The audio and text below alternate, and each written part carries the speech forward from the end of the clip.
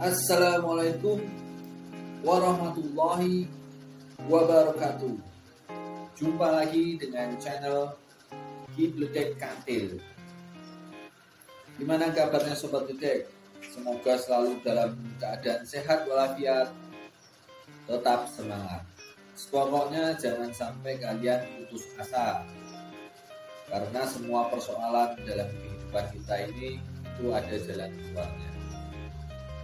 Kita nyari jalan keluar, insya Allah pasti dapat. Oke, jangan putus asa. Kali ini Kibletek mau membahas tentang mitos wage dan paing. Kenapa toh wage dan paing itu dilarang sama orang-orang zaman dahulu? Mbak kita itu wage dan paing itu kayak pantang ya. Sebaiknya tidak dilakukan berpasangan. Untuk pasangan wage dan paing sebaiknya dihindari. Itu mitos dari orang-orang tua yang dahulu. Nanti di sini Kibletek mau menjawab secara logika Kibletek dan secara pengetahuan Kibletek. Mau percaya mau tidak itu monggo, terserah. Ini yang penting bisa menjadi kasanah ilmu, bisa menjadi tambahan referensi, bisa diambil hikmahnya lah. Oke. Tapi sebelum masuk ke pembahasan, seperti biasa, yang belum subscribe, di-subscribe, bunyikan loncengnya ya. Lalu di-like, di-komen, di-share.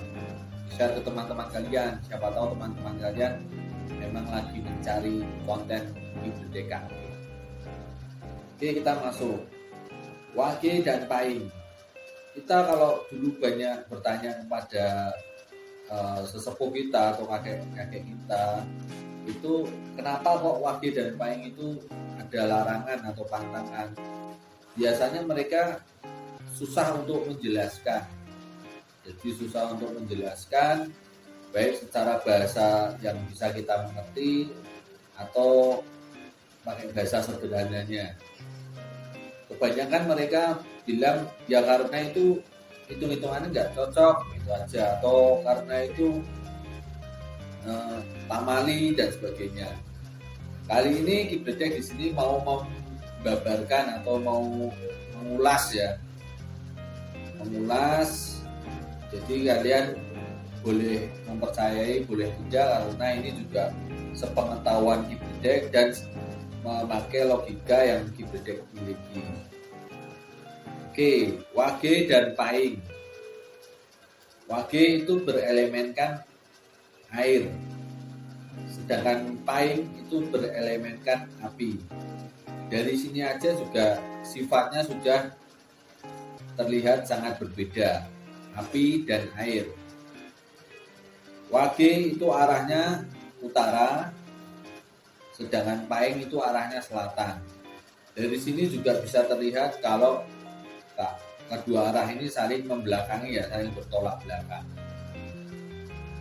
Terus pasaran wage itu kebanyakan orangnya adalah orang-orang yang memiliki pemikiran sendiri, atau dia juga pemberontak, terus memiliki power yang besar. Jadi pasaran wage itu bisa kita sebut ya pemberontak, memiliki pemikirannya sendiri, terus memiliki power yang besar. Sedangkan pasaran paing itu orangnya itu karakternya aktif, terus penuh kasih sayang dan gampang tersulut emosinya atau gampang terbakar. Jadi yang perlu perhatikan di sini adalah gampang terbakarnya dari si paing ini dan sifat yang memberontak atau power besar dari si wage ini. Itu memang kalau digabungkan biasanya terjadi sering cekcok, sering bertengkar. Begitu juga elemen air dan elemen api. Biasanya elemen api itu cocok pakai berdampingan dengan kayu, karena akan memperbesar semangat dari api itu. Kayunya akan membantu untuk membesar api. Memperbesar api. Ini juga tidak hanya di perhitungan-hitungan primbon Jawa kuno ya. Di perhitungan lain juga ada semacam perhitungan yang elemen api, air, udara, tanah itu juga begitu. Jadi biasanya api sama air itu bertentangan. Ya memang kadang-kalanya api bisa dibesarkan oleh air, tapi dengan catatan apinya itu memang api yang sangat besar. Jadi kalau kita pakai logika, api yang sangat besar kalau disiram air, dia malah bisa tambah besar karena air itu mengandung oksigen juga. Oksigen bisa memperbesar api. Tapi kalau sama-sama besar, airnya besar, apinya besar, maka apinya akan padam. Atau sebaliknya, kalau apinya besar terus airnya kecil, airnya juga akan menguap. Jadi bisa disebut saling memakan. Jadi menurut logika Kipledek, hal-hal semacam inilah yang menyebabkan mungkin para leluhur kita mengantisipasi kalau Wage dan Paing itu tidak baik untuk berpasangan.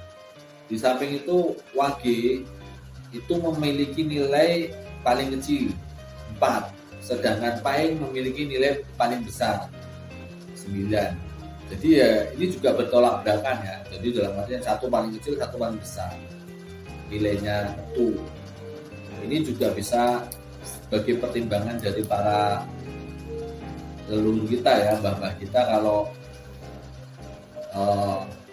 antara Wage dan Paing karena kesenjangannya terlalu tinggi, jadi satu paling rendah, satu paling tinggi, terus elemen-elemennya saling bertentangan, terus watak dan sifatnya juga akhirnya saling bertentangan.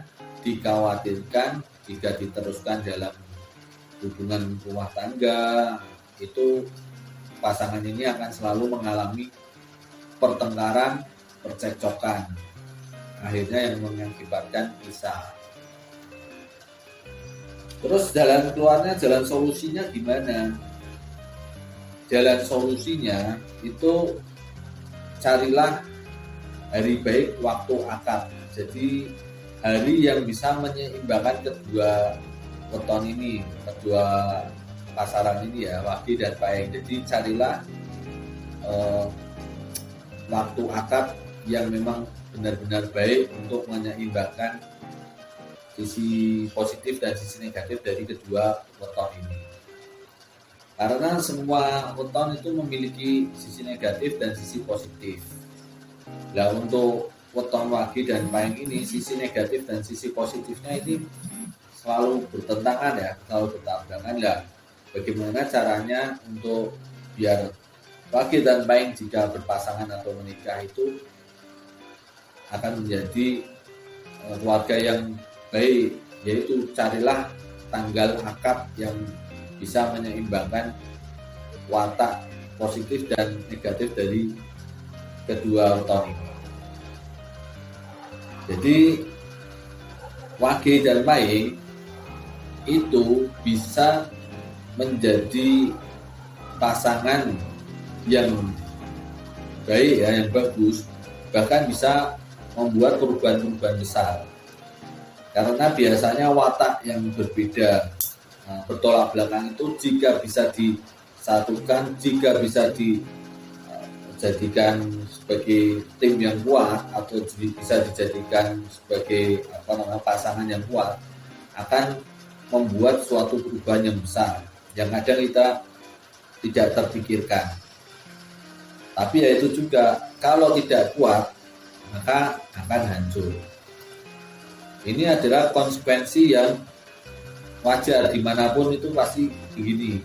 Kalau kamu kuat pasti akan bisa membuat suatu perubahan besar, tapi kalau tidak kuat kamu hancur.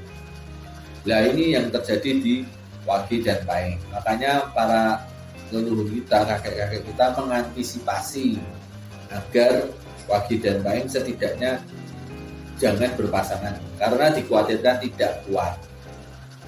Solusinya ya tadi itu, carilah kalau memang harus ya, kalau memang harus carilah tanggal akad yang baik.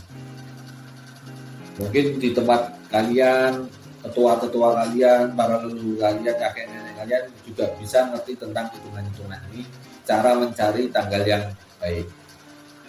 Oke, semoga informasi ini bisa bermanfaat, minimal bisa sebagai bahan introspeksi diri dan antisipasi ya. Mau percaya mau tidak itu bukan urusan, jadi terserah kalian. Setidaknya ini hanya sebuah kasanah keilmuan. Oke, wassalamualaikum warahmatullahi wabarakatuh. Salam sehat selalu.